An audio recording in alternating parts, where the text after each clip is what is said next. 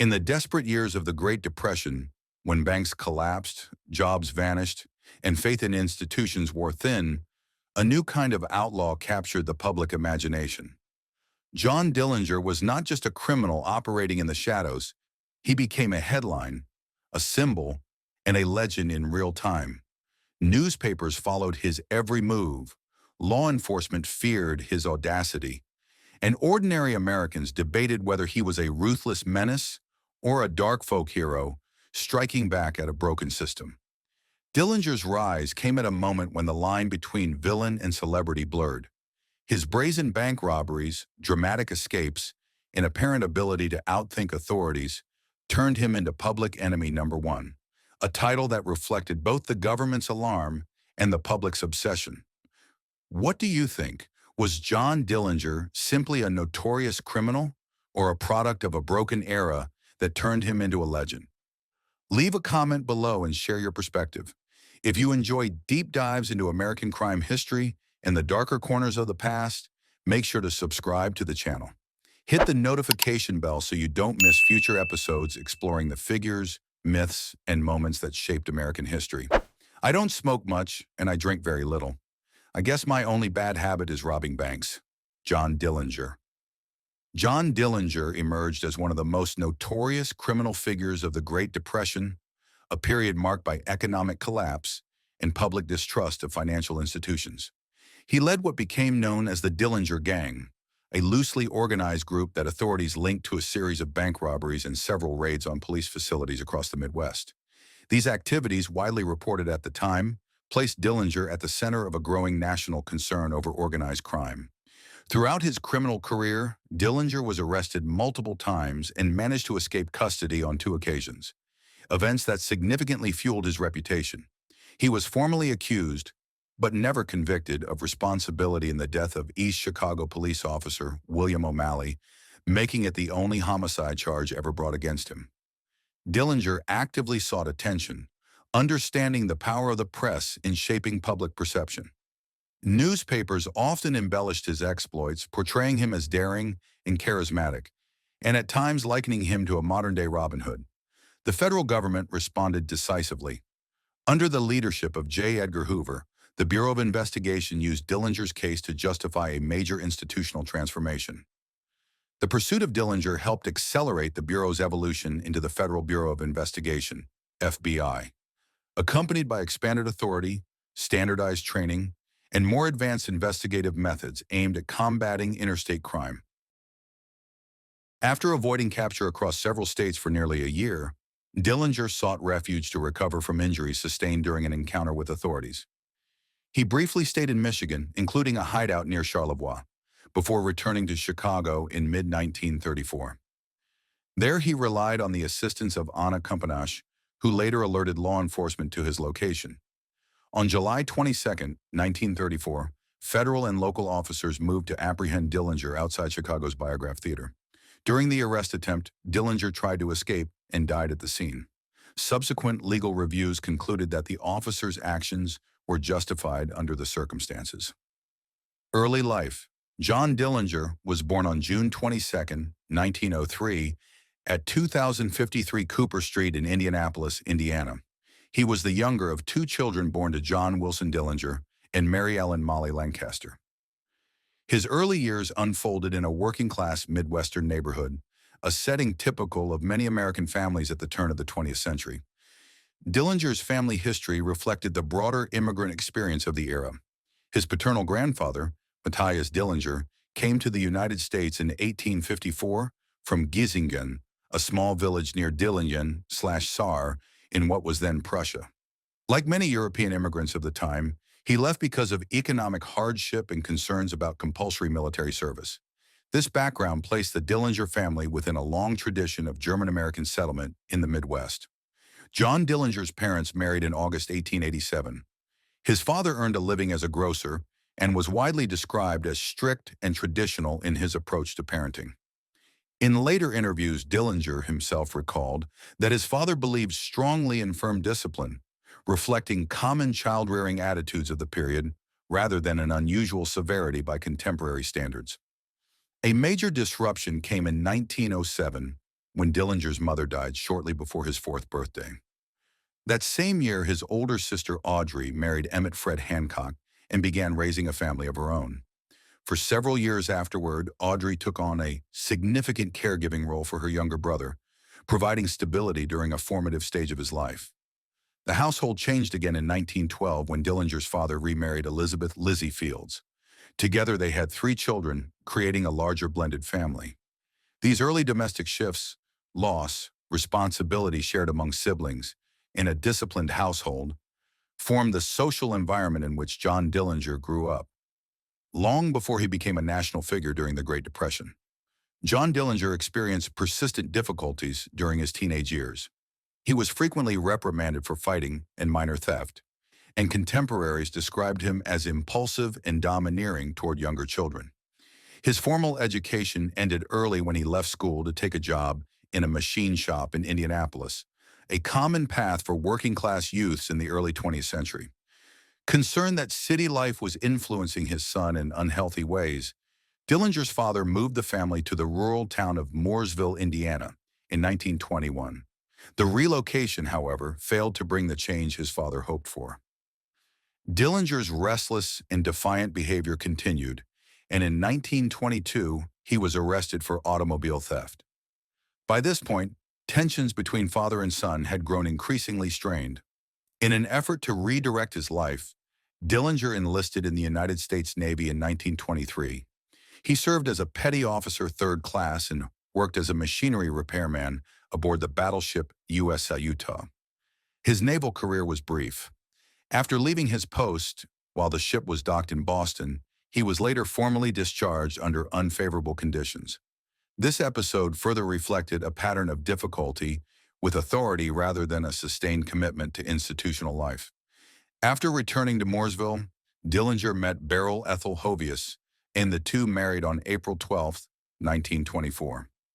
For a time, Dillinger appeared to be attempting a more conventional life. However, steady employment proved hard to secure, and financial instability persisted.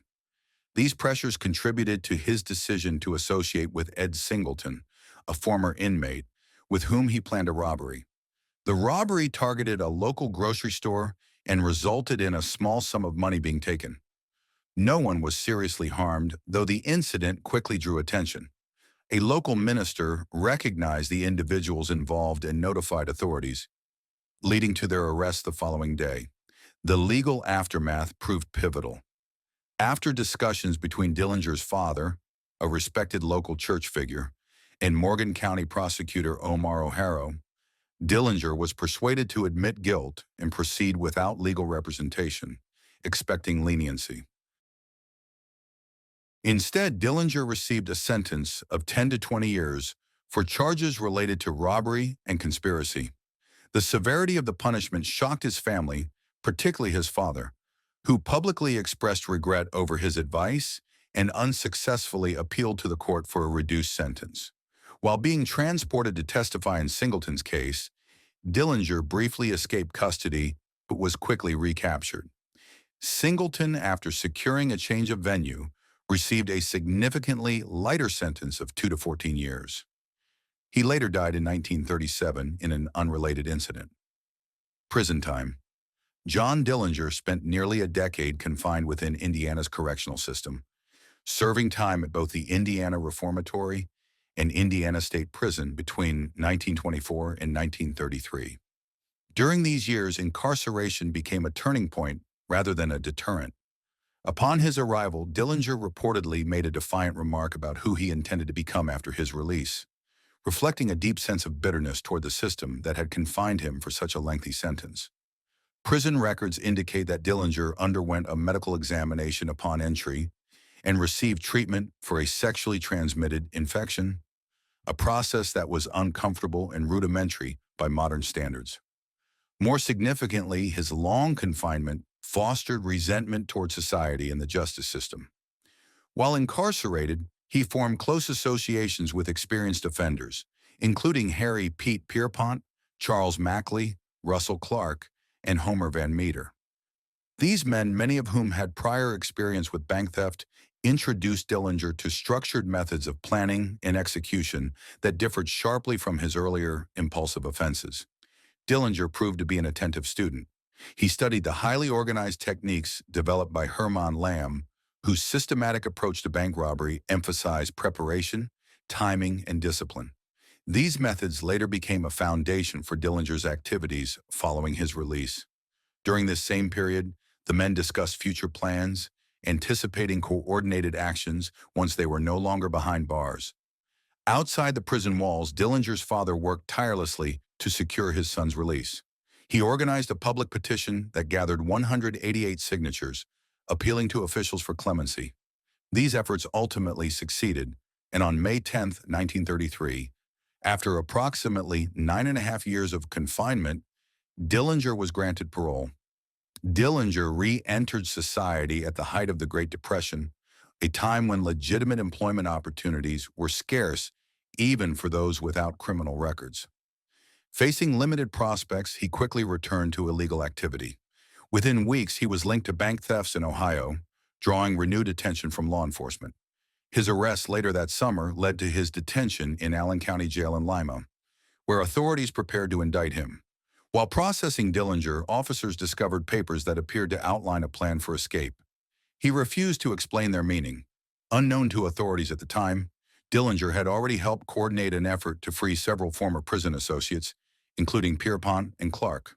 With outside assistance, weapons were smuggled into the facility, enabling those inmates to break out only days after Dillinger's detention. The group that emerged from these events became known historically as the First Dillinger Gang. Its members included Pierpont, Clark, Mackley, Ed Schaus, Harry Copeland, and John Red Hamilton, who had ties to Herman Lamb's criminal circle. In October 1933, several members traveled to Lima, posing as state officials and claiming they were there to transfer Dillinger back to Indiana. The plan succeeded, allowing Dillinger to leave custody and reunite with the others. Together, they returned to Indiana, marking the beginning of the organized phase of Dillinger's criminal career, one shaped directly by lessons learned during his years behind bars. Escape from Crown Point, Indiana. John Dillinger was taken into custody with several associates on January 25, 1934, in Tucson, Arizona. Following his arrest, he was returned to Indiana under the supervision of Matt Leach, then chief of the Indiana State Police. Authorities placed Dillinger in the Lake County Jail in Crown Point, Indiana, where he was held to face charges connected to the death of East Chicago police officer William O'Malley earlier that month. Local officials publicly expressed confidence in the jail's security, assuring newspapers that the facility was effectively impossible to escape and that additional personnel had been assigned as a precaution. Despite these assurances, Dillinger managed to leave the jail on the morning of March 3, 1934, during routine inmate activities, along with several other prisoners. He surprised the guards and deputies and exited the facility without any injuries being reported. Almost immediately, questions arose about how Dillinger had accomplished the escape. Conflicting accounts emerged regarding whether the object he displayed to intimidate guards was an actual firearm or a convincing imitation. One deputy later stated that he believed the weapon was genuine. In contrast, federal records suggest Dillinger used a replica fashioned to resemble a real pistol. Supporting this interpretation, a jail trustee later recalled that Dillinger may have carved the imitation using basic materials available in his cell. A separate account, attributed to an investigator in an interview with Dillinger's attorney, claimed that an authentic weapon had been secretly smuggled into the jail. The aftermath of the escape drew significant attention from law enforcement. On March the 16th, one of the men who fled Crown Point alongside Dillinger, Herbert Youngblood, was located in Port Huron, Michigan. During an attempt to apprehend him, Youngblood lost his life, and a deputy sheriff involved in the incident later died from his injuries. Before his death, Youngblood reportedly told officers that Dillinger had been in the area, prompting an immediate but unsuccessful search. Subsequent reporting added further uncertainty. An Indiana newspaper later noted that Youngblood had recanted his earlier statement, saying he no longer knew Dillinger's whereabouts and that the two had separated soon after their escape. Lincoln Court Apartments shootout.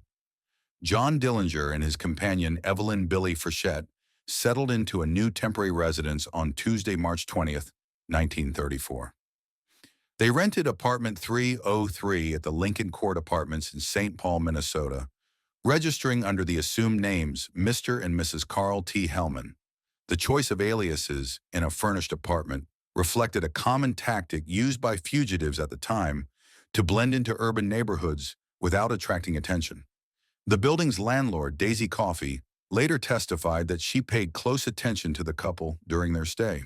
According to her account, she frequently observed activity around the apartment during evening hours.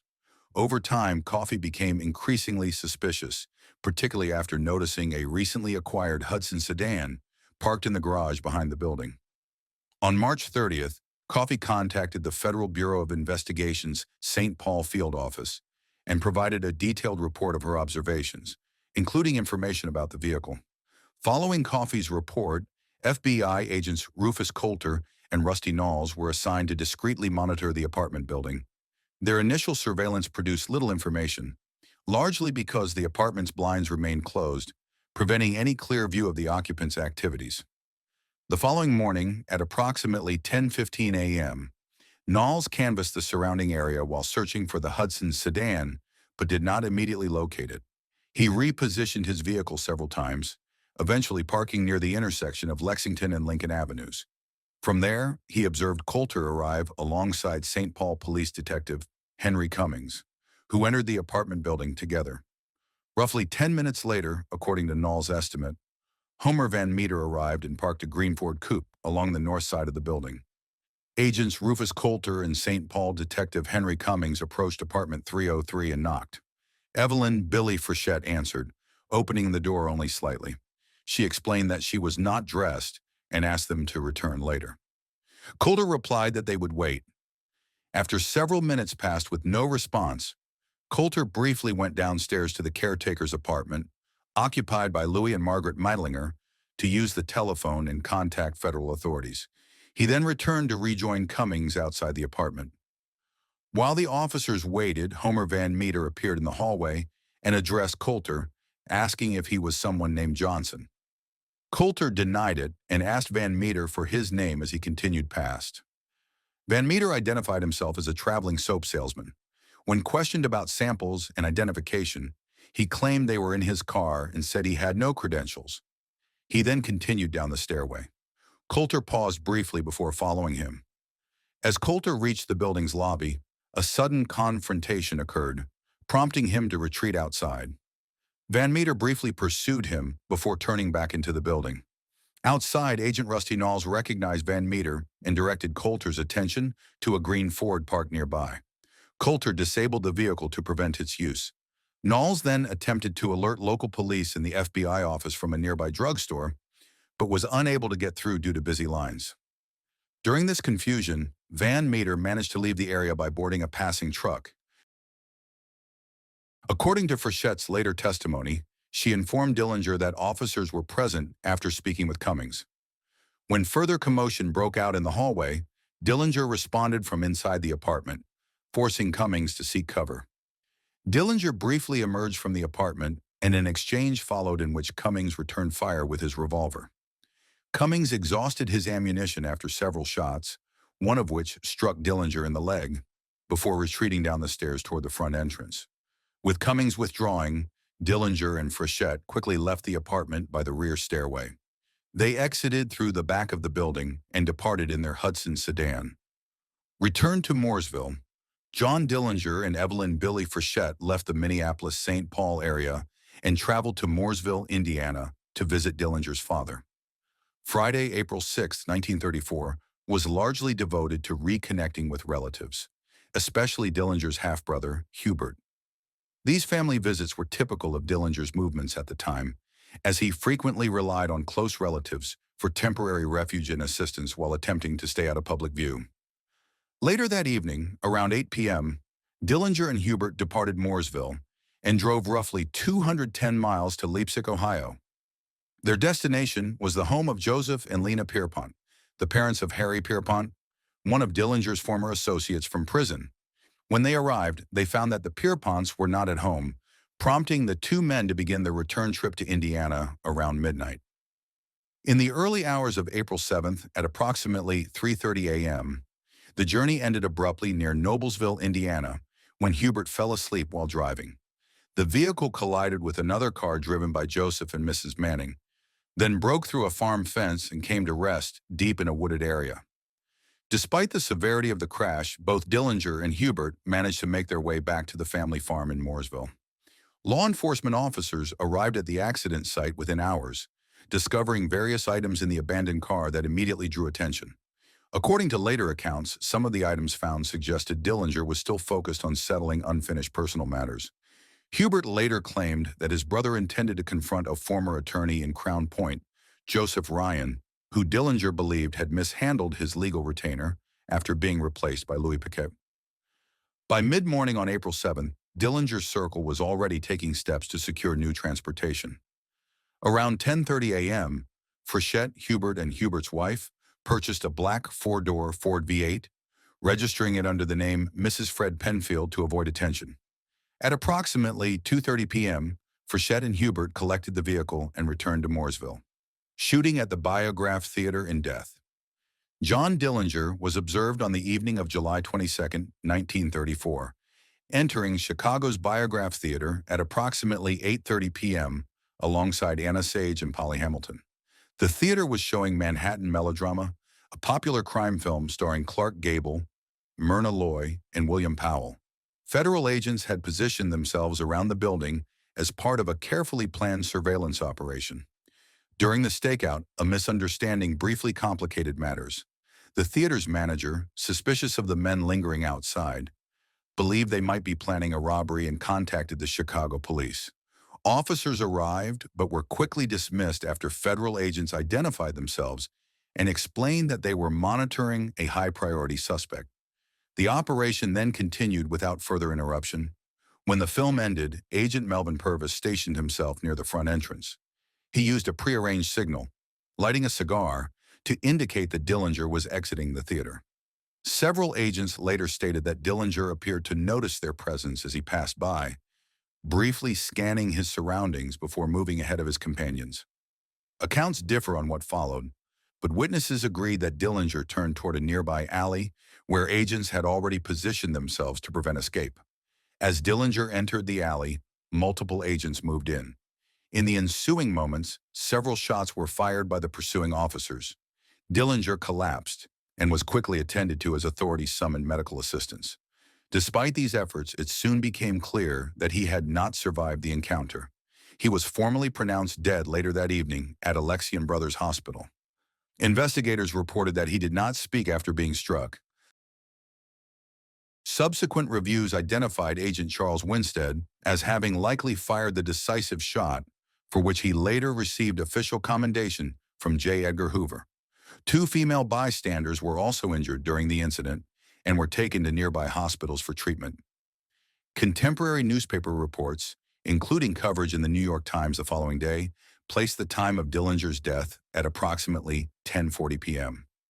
Dillinger's death occurred just 2 months after the widely publicized deaths of Bonnie and Clyde, marking a symbolic end to the most notorious chapter of Depression-era outlaw history. The scene outside the Biograph Theater quickly drew large crowds. Reports described onlookers treating the location as a macabre spectacle, with some attempting to collect souvenirs from the scene. Funeral. John Dillinger remained a figure of intense public interest even after his death. His remains were placed on view at the Cook County morgue, where crowds gathered over the course of roughly a day and a half. Contemporary estimates suggest that as many as 15,000 people passed through to see him, underscoring the extraordinary level of attention he commanded during the Depression era. In addition to the public viewing, several death masks were created. Dillinger was laid to rest at Crown Hill Cemetery in Indianapolis, a burial ground that contains the graves of many notable Hoosiers. His grave quickly became a destination for visitors, which led to repeated acts of vandalism. Over the years, the headstone had to be replaced multiple times after people chipped away fragments as keepsakes, an unusual but telling sign of the mythic status Dillinger had acquired. In the end, John Dillinger was more than a notorious criminal. He was a product of his time. His rise and fall unfolded against the backdrop of the Great Depression, an era marked by fear, desperation, and a deep mistrust of institutions. Dillinger's ability to capture the nation's attention revealed as much about American society as it did about the man himself. He exposed weaknesses in early 20th century law enforcement, accelerated the growth and authority of federal agencies, and demonstrated the power of media to transform criminals into cultural icons. Long after his death, Dillinger remains a symbol of how quickly myth can eclipse reality and how moments of national crisis can blur the line between outlaw, celebrity, and legend. What's your take on John Dillinger? Was he simply a criminal or a reflection of a broken era that helped create him? Leave a comment below and join the discussion. If you enjoy deep, well-researched stories from American history, be sure to subscribe to the channel. Turn on notifications so you never miss our next deep dive into the people, events, and legends that shaped the American past.